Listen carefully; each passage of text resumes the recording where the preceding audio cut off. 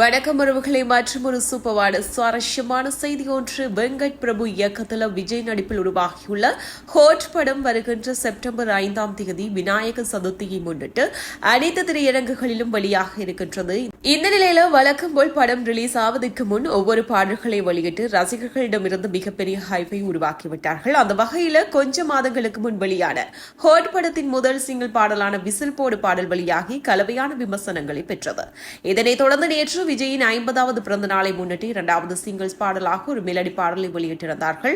இந்த பாடலை விஜய் அவருடைய சொந்த குரலில் பாடியுள்ளார். இவருடன் சேர்ந்து மறைந்த பாடகி பவதாரணி பாடியுள்ளார். ஆனால் ஏஎல் தொழில்நுட்பத்தின் அவருடைய குரலை கொண்டு வந்திருக்கிறார் ஜுவன் சங்கர் ராயா. அதாவது பெங்களூரில் வைத்து இந்த பாடலை இசையமைத்த போது வெங்கட் பிரபுவுக்கும் ஜுவனுக்கும் பவதாரணி பாடினால் நன்றாக இருக்கும் என்று தோன்றியிருக்கின்றது.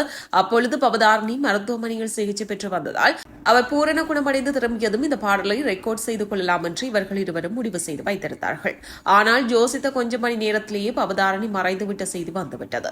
இதனால் பல சூழ்நிலைகளை தாண்டிய பிறகு நினைத்தபடி அவரை வைத்து இந்த பாடலை கொண்டு வர வேண்டும் என்று ஏஎல் தொழில்நுட்பத்தை பயன்படுத்தியுள்ளோம். ஆனால் இப்படிப்பட்ட ஒரு சூழ்நிலை வரும் என்று கொஞ்சம் கூட நாங்கள் எதிர்பார்க்கவே இல்லை. தற்போது இந்த குரலை கேட்கும் பொழுது ரொம்பவே மனம் நொந்து போய்விட்டது. இருந்தாலும் பவதாரணி குரல் கேட்கும் பொழுது ஒரு இணை புரியாத சந்தோஷம் ஏற்படுகின்றது. இதுதான் கஷ்டத்திலும் ஒரு சந்தோஷம் என்று சொல்வார்கள் போல என ஜுவன் மனமுடைந்து ஒரு நிகழ்ச்சியான பதிவை நேற்று விஜயின் பிறந்த நாளை முன்னிட்டு பதிவு பண்ணி இருக்கிறார். மேலும் இந்த பாடலை கேட்டு அனைவருக்கும் ஒரு நிகழ்ச்சியான தருணமாகத்தான் அமைகின்றது.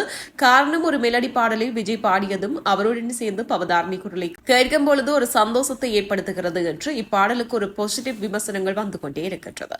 இதனைத் தொடர்ந்து இன்னும் இப்படத்தின் மீதான ஹைப்பு அதிகரித்துக் கொண்டே இருக்கின்றது. அந்த வகையில் படம் எந்த அளவிற்கு ரசிகர்களை கொசிப்படுத்த போகின்றது என்பதை பொறுத்திருந்து பார்க்கலாம்.